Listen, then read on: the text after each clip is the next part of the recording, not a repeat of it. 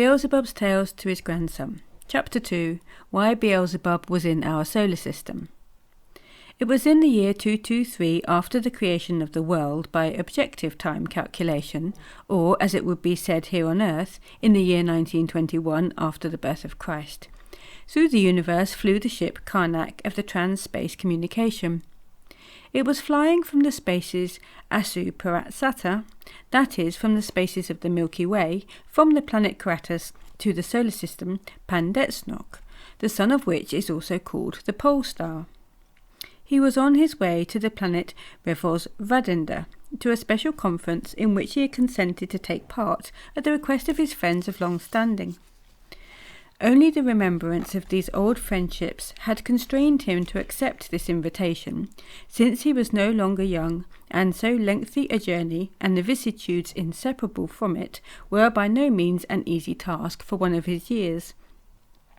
Only a little before his journey, Beelzebub had returned home to the planet Kratos, where he had received his arising, and far from which, on account of circumstances independent of his own essence, he had passed many years of his existence in conditions not proper to his nature. This many-yeared existence, unsuited to him, together with the perceptions unusual for his nature, and the experiences not proper to his essence involved in it, had not failed to leave on his common presence a perceptible mark. Besides, time itself had by now inevitably aged him, and the said usual conditions of existence had brought Beelzebub, just that Beelzebub who had had such an exceptionally strong, fiery and splendid youth, to an also exceptional old age. Long, long before, while Beelzebub was still existing at home on the planet Kratos, he had been taken, owing to his extraordinarily resourceful intelligence, into service on the Sun Absolute, where our Lord Sovereign Endlessness has the fundamental place of his dwelling, and there Beelzebub, among others like himself, had become an attendant upon his endlessness. It was just then that, owing to the as yet unreformed reason due to his youth, and owing to his callow and therefore still impetuous mentation with unequally flowing associations, that is, owing to a mentation based as is natural to beings who have not yet become definitely responsible on a limited understanding, Beelzebub once saw in the government of the world something which seemed to him illogical, and having found support among his comrades, beings like himself not yet formed, interfered in what was none of his business. Thanks to the impetuosity and force of Beelzebub's nature, his intervention, together with his comrades, then soon captured all minds, and the effect was to bring the central kingdom of the megalocosmos almost to the edge of revolution. Having learned of this, his endlessness, notwithstanding his all-lovingness and all-forgiveness, was constrained to banish Beelzebub with his comrades to one of the remote corners of the universe, namely to the solar system Ors, whose inhabitants call it simply the solar system, and to assign as the place of their existence one of the planets of that solar system, namely Mars, with the privilege of existing on other planets also, though only of the same solar system. Among these exiles, beside the said comrades of Beelzebub, were a number of those who merely sympathized with him, and also the attendants and subordinates both of Beelzebub and of his comrades. All with their households arrived at this remote place, and there in a short time on the planet Mars a whole colony was formed of three-centred beings from various planets of the central part of our great universe. All this population, extraordinary for the said planet, accommodated itself little by little to its new dwelling place, and many of them even found one or another occupation for shortening the long years of their exile. They found occupations either on this same planet, Mars, or upon the neighbouring planets, namely, on those planets that had been almost entirely neglected on account of their remoteness from the centre and the poverty of all their formations. As the years rolled by, many, either on their own initiative or in response to needs of general character, migrated gradually from the planet Mars to other planets. But Beelzebub himself, together with his near attendants, remained on the planet Mars, where he organised his existence more or less tolerably. One of his chief occupations was the arranging of an observatory on the planet Mars for the observation both of remote points of the universe and of the conditions of existence of beings on neighbouring planets. And this observatory of his, it here may be remarked, afterwards became well known and even famous everywhere in the universe. Although the solar system always had been neglected owing to its remoteness from the centre, and to many other reasons, nevertheless our Lord Sovereign had sent from time to time his messengers to the planets of this system to regulate more or less the being existence of the three-brained beings arising on them, for the coordination of the process of their existence with the general world harmony. And thus to a certain planet of this solar system, namely the planet Earth, there was once sent, as such a messenger from our endlessness, a certain Ashiata Shimash. And as Beelzebub had then fulfilled a certain need in connection with his mission, the said messenger, when he returned once more to the Sun Absolute, earnestly besought his endlessness to pardon this once young and fiery, but now aged Beelzebub. In view of this request of Ashiata Shimash, and also of the modest and cognizant existence of Beelzebub himself, our Maker-Creator pardoned him, and gave him permission to return to the place of his arising. And that is why Beelzebub, after a long absence, happened now to be again in the centre of the universe. His influence and authority had not only not declined during his exile, but, on the contrary, they had greatly increased, since all those around him were clearly aware that, thanks to his prolonged existence in the aforementioned unusual conditions, his knowledge and experience must inevitably have been broadened and deepened. And so, when events of great importance occurred on one of the planets of the solar system, Pandetsnok, Beelzebub's old friends had decided to intrude upon him and to invite him to the conference concerning these events. And it was as the outcome of this that Beelzebub was now making the long journey on the ship Karnak from the planet Kratos to the planet Revozvadanda. On this big spaceship Karnak, the passengers included the kinsmen and attendants of Beelzebub, and also many beings who served on the ship itself. During the period to which this tale of ours refers, all the passengers were occupied either with their duties or simply with the actualization of what is called active being mentation. Among all the passengers aboard the ship, one very handsome boy was conspicuous. He was always near Beelzebub himself. This was Hussein, the son of Beelzebub's favourite son, Tuluf. After his return home from exile, Beelzebub had seen this grandson of his, Hussein, for the first time, and appreciating his good heart, and also owing to what is called family attraction, he took an instant liking to him.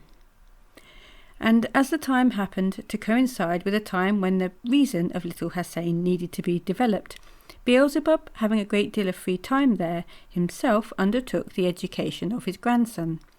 And from that time on, took Hussein everywhere about with him. That is why Hussein also was accompanying Beelzebub on this long journey, and was among the number around him. And Hussein, on his side, so loved his grandfather that he would not stir a step without him, and he eagerly absorbed everything his grandfather either said or taught. At the time of his narrative, Beelzebub, with Hussein and his devoted old servant Ahun, who always accompanied him everywhere, was seated on the highest Kasnik, that is, on the upper deck of the ship Karnak, under the Kauno Cranonis, somewhat resembling what we would call a large glass bell, and were talking there among themselves while observing the boundless space. Beelzebub was talking about the solar system, where he had passed long years, and Beelzebub was just then describing the peculiarities of the nature of the planet called Venus. During the conversation, it was reported to Beelzebub that the captain of their ship wished to speak with him, and to this request Beelzebub acceded. Chapter 3. The cause of the delay in the falling of the ship Karnak.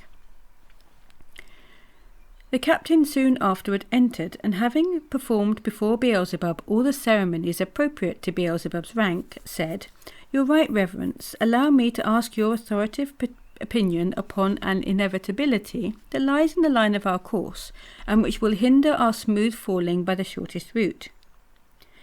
The point is that if we follow our intended course through our ship, after 2 Kilprenos will pass through the solar system Vuanic. The word Kilpreno in the language of Beelzebub means a certain period of time, equally approximately to the duration of the flow of time, which we call 1 hour. But just through where our ship must pass, there must also pass about a Kilpreno before the great comet belonging to that solar system and named Sakur, or as it is sometimes called, the Madcap. So if we keep to our proposed course, we must inevitably traverse the space through which this comet will have to pass. Your right reverence of course knows that this Madcap comet always leaves in its track a great deal of Zilnotrago, which on entering the planetary body of a being disorganizes most of its function, until all the Zilnotrago is volatilized out of it. The word Zilnotrago is the name of a special gas similar to what we call cyanic acid. I thought at first, continued the captain, of avoiding the Zilnotrago by steering the ship around these spheres, but for this a long detour would be necessary, which would greatly lengthen the time of our passage. On the other hand, to wait somewhere until the Zilnotrago is dispersed would take still longer. In view of the sharp distinction in the alternatives before us, I cannot myself decide what to do, and so I have ventured to trouble you, your right reverence, for your competent advice." The captain having finished speaking, Beelzebub thought a little and then said as follows, "Really, I do not know how to advise you, my dear captain. Ah yes, in that solar system where I existed for a long time, there is a planet called Earth. On that planet, Earth arose, and still continue to arise, very strange 3-centered beings, and among the beings of a continent of that planet called Asia, there arose and existed a very wise 3-brained being, whom they called their Mullah Nasser Eddin. For each and every peculiar situation, great and small, in the existence of the beings there, Beelzebub continued, this same terrestrial sage, Mullah Nasser Eddin, had an apt and pithy saying. As all his sayings were full of the sense of truth for existence there, I also always used them there as a guide, in order to have a comfortable existence among the beings of that planet. And in the given case too, my dear captain, I intend to profit by one of his sayings. In such a situation as has befallen us, he would probably say, 'You cannot jump over your knees, and it's absurd to try to kiss your own elbow.' I now say the same to you, and I add, there is nothing to be done. When an event is impending which arises from forces immeasurably greater than our own, one must submit. The only question is, which of the alternatives you mentioned should be chosen? That is, to wait somewhere or to add to our journey by a detour. You say that to make a detour will greatly lengthen our journey, but that waiting will take still longer. Good, my dear captain. Suppose that by making the detour we should save a little time. What do you think? Is the wear and tear of the parts of our ship's machinery worthwhile for the sake of ending our journey a little sooner? If the detour would involve even the most trifling damage to our ship, then, in my opinion, we ought to prefer your second suggestion, that is, to stop somewhere until the path is cleared of the noxious Zilnotrago. By that means we should spare our ship useless damage, and we will try to fill the period of this unforeseen delay with something useful for us all. For instance, it would give me personally great pleasure to talk with you about contemporary ships in general, and about our ship in particular. Very many new things of which I still know nothing have been done in this field during my absence from these parts. For example, in my time, these big trans-space ships were so complicated and cumbersome that it took almost half their power to carry the materials necessary to elaborate their possibility of locomotion. But in their simplicity and the freedom on them, these contemporary ships are just embodiments of bliss do kerno. There is such a simplicity for beings upon them, and such freedom in respect of all being manifestations, that at times you forget that you're not on one of these planets. So, my dear Captain, I should like very much to know how this boon was brought about, and how the contemporary ships work. But now go and make all arrangements necessary for the required stopping, and then, when you are quite free, come to me again, and we will pass the time of our unavoidable delay in conversation useful for us all." When the captain had gone, Hussein suddenly sprang to his feet and began to dance and clap his hands and shout, "Oh, I'm glad of this."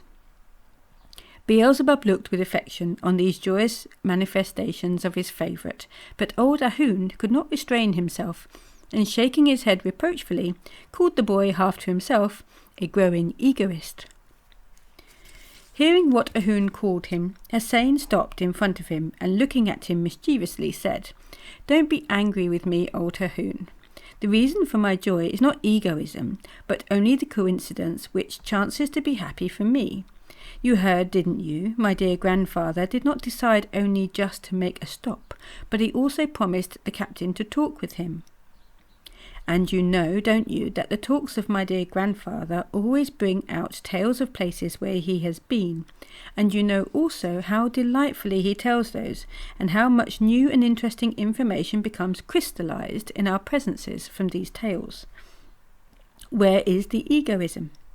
Hasn't he himself, of his own free will, having weighed with his wise reason all the circumstances of this unforeseen event, decided to make a stop which evidently doesn't upset his intended plans very much?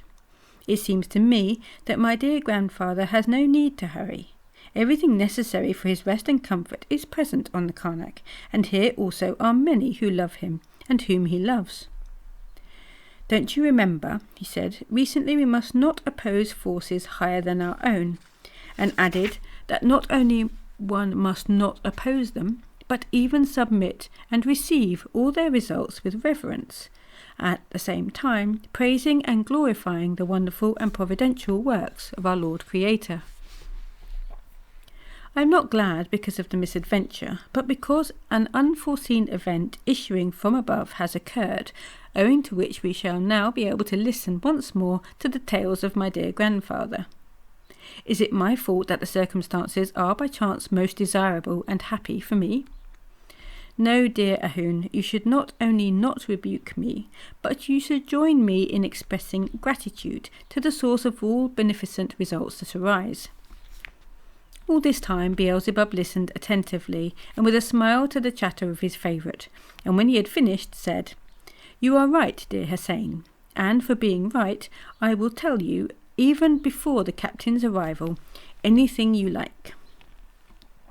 Upon hearing this, the boy at once ran and sat at the feet of Beelzebub, and after thinking a little said, "My dear grandfather, you have told me so much about the solar system where you spent so many years that now perhaps I could continue just by logic alone to describe the details of the nature of that peculiar corner of our universe.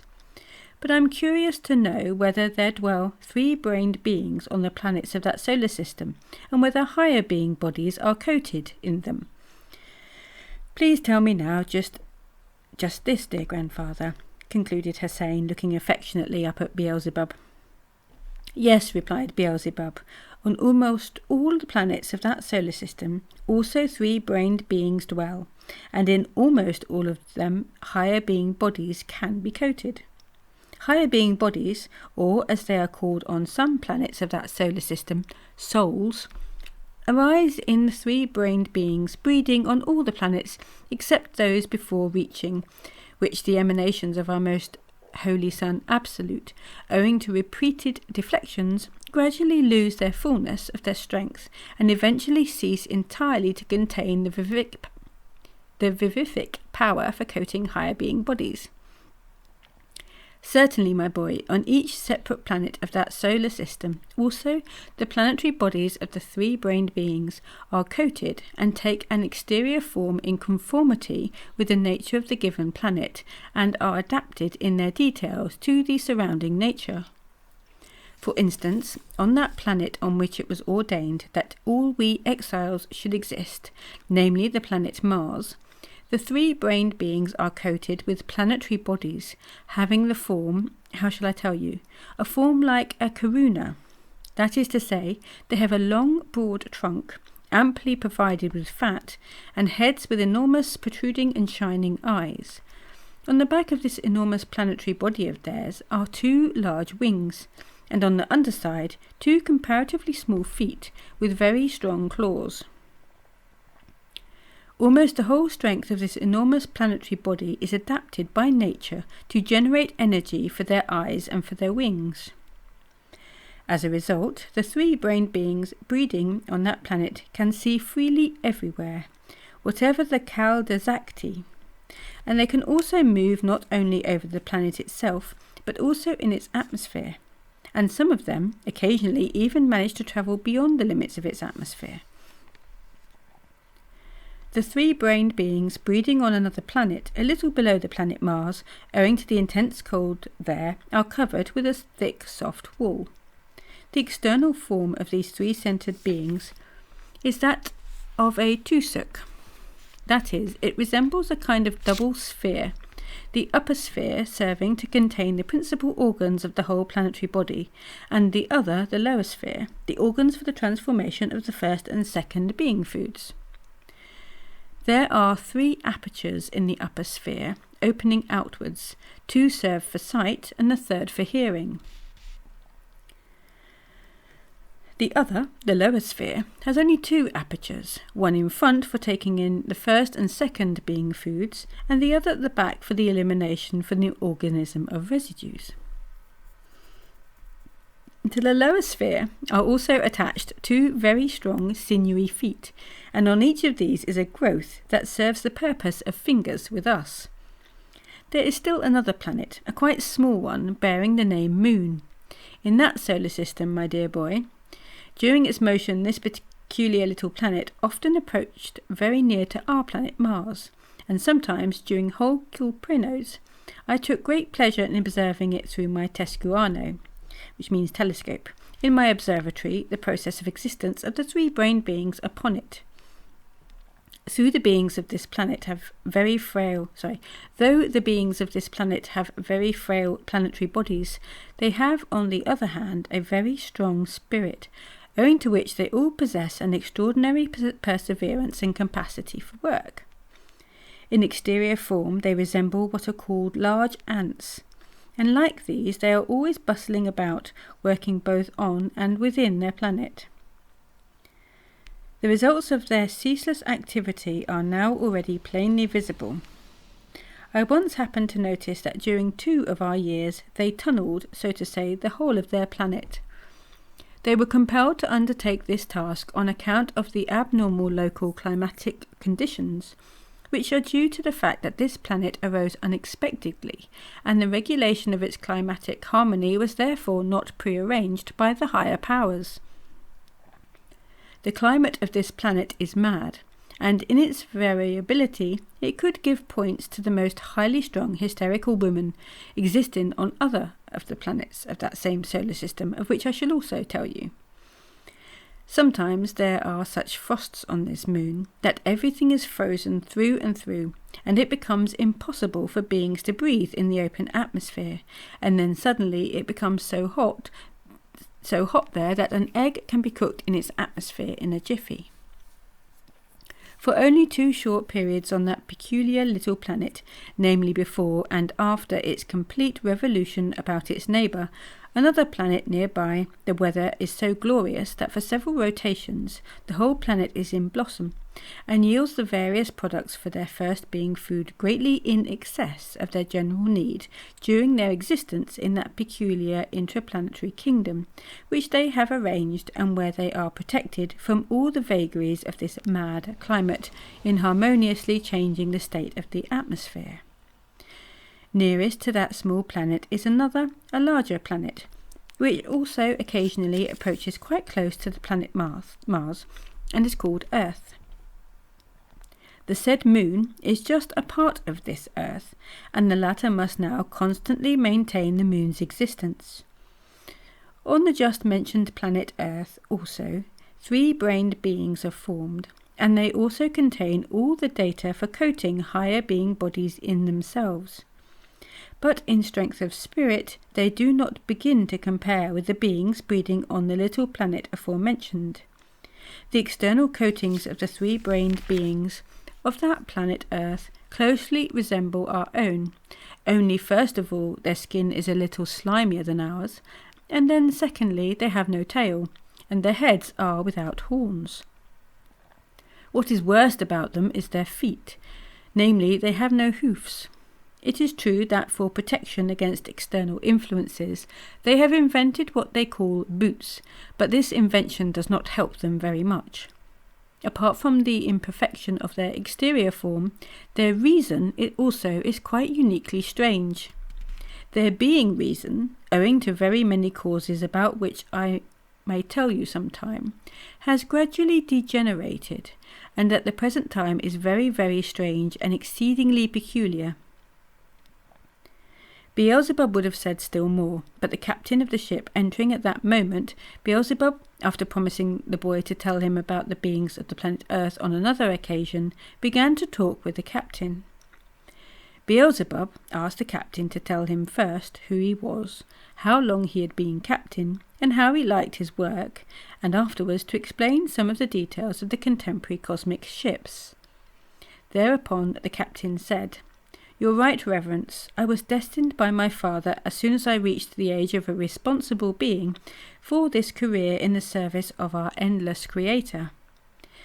Starting with the lowest positions on the trans-space ships, I ultimately merited to perform the duties of captain, and it is now 8 years that I have been captain on the long-distance ships. This last post of mine, namely that of captain of the ship Karnak, I took, strictly speaking, in succession to my father, when after his long years of blameless service to his endlessness, in the performance of the duties of captain from almost the very beginning of the world creation, he had become worthy to be promoted to the post of ruler of the solar system Cowman. In short," continued the captain, "I began my service just when your right reverence was departing for the place of your exile. I was still only a sweeper on the long-distance ships of that period. Yes, a long time has gone by. Everything has undergone change and is changed since then. Only our Lord and Sovereign remains unchanged. The blessings of Amenzano on his unchangeableness throughout eternity. You, your right reverence, have condescended to remark very justly that the former ships were very inconvenient and cumbersome. Yes, they were then, indeed very complicated and cumbersome. I too remember them very well. There is an enormous difference between the ships of that time and the ships now. In our youth, all such ships, both for intersystem and for interplanetary communication, were still run on the cosmic substance Elekilpomagistan, which is a totality consisting of the two separate parts of the omnipresent Okidanok, and it was to obtain this totality that just those numerous materials were necessary which the former ships had to carry. But these ships did not remain in use long after you flew from these parts, having soon thereafter been replaced by ships of the system of St. Renoma.